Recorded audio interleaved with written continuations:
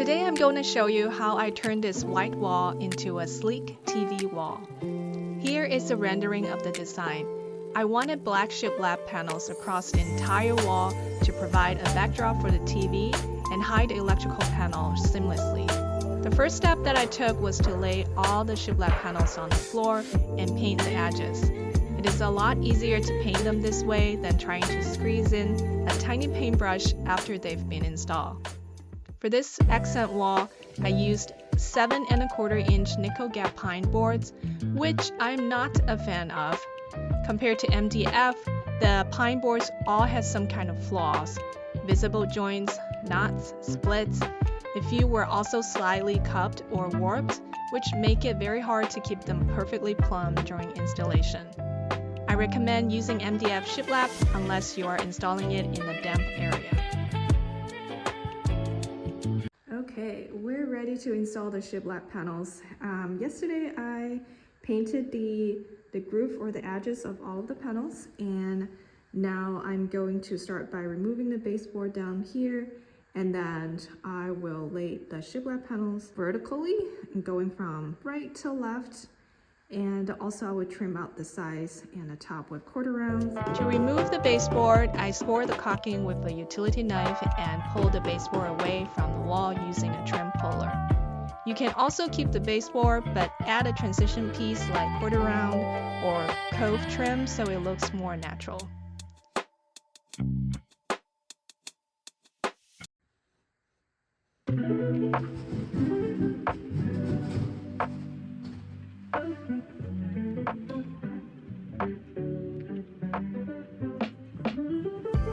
With the baseboard out of the way, I cut the miter joint straight so I could slide the shiplap into the corner. It was a bit hard to keep a steady hand with the multi-tool. I didn't get a perfect cut, but it will do just fine. When installing shiplap, the first panel is the most important. You really want to make sure it is level or plumb.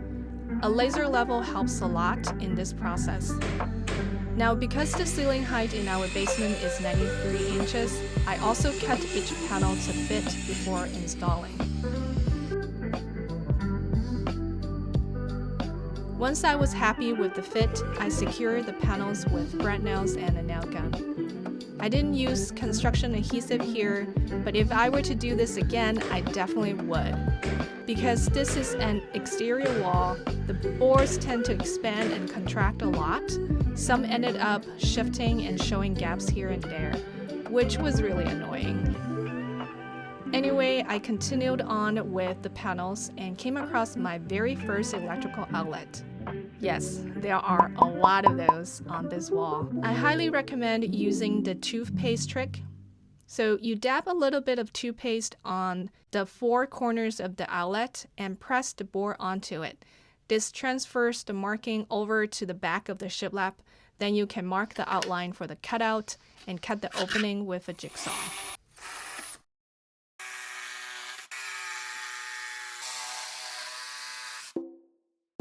I don't see a lot of DIYers mentioning this, but make sure to add an extender to bring the electrical outlet forward. So it sits on top of the shiplap panel. This ensures the accent wall meets building code.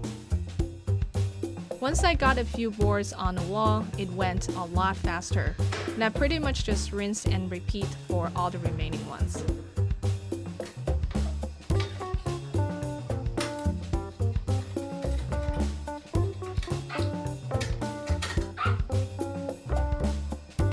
Here is what happened when I cut the panel too exact to the height of the ceiling, and it got stuck while I tried to get the outlet fit through the hole.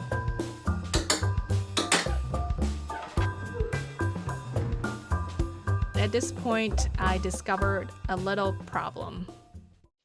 We finished painting second coat of the black paint, and we can see it's very streaky.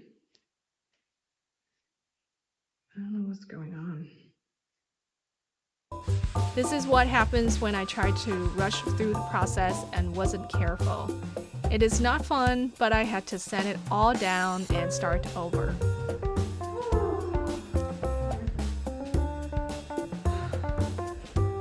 It may not be necessary, but for the leftmost plank, I decided to use a compass to scribe. I would add quarter round to trim it off, but thought this would give it a better fit. To hide the electrical panel, we built a magnetic door, and then I cover it up with the same shiplap. If you want to know how we make this hidden door, check out my next video, which should come out soon. Once all the shiplap panels were installed, there were only a couple of steps left. First, we needed to add trim. Even though this is personal preference, in my opinion, adding trim is worth the time and can make your accent wall look a lot cleaner. Then I placed the baseboard back in place. Unfortunately, there was a small gap in the corner because of the miter cut that I removed. I tried to patch it up with Bondo, but it looked terrible. I ended up removing the Bondo and cutting a small piece of the baseboard instead. We've cut a tiny piece to fit it in. Let's see if it will close the gap. Hey, look at that. That is pretty nice. I finally finished filling all the nail holes. There were hundreds. I'm exaggerating a little bit. But before I move on to doing the final coat of paint, I need to caulk all the seams. This is going to give it a finished look so we don't see any gaps. Caulking was straightforward. Cut a small tip off the tube so you get just enough caulk to cover the seam, which you can easily wipe off without making a mess. To avoid caulk getting in the gaps between shiplap, I only apply it between the shiplap and the baseboard. It gave me a cleaner look this way.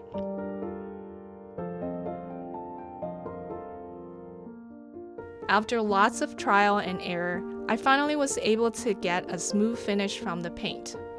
As you can see in this video, the planks in the middle are looking much better compared to before. Using pine shiplap definitely makes the process harder. It is important to sand the pine board smooth before painting. What I also discovered was if I wanted the best results, how I applied the paint was also crucial.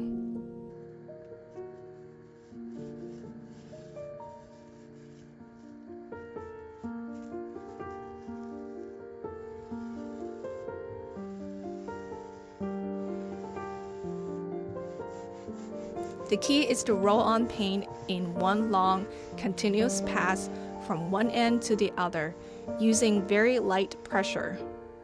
This way, it evens out the coat and removes any drips or streaks.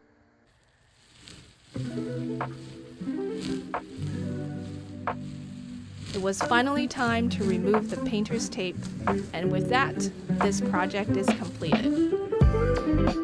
This is what the wall looked like without the TV and how it looks now.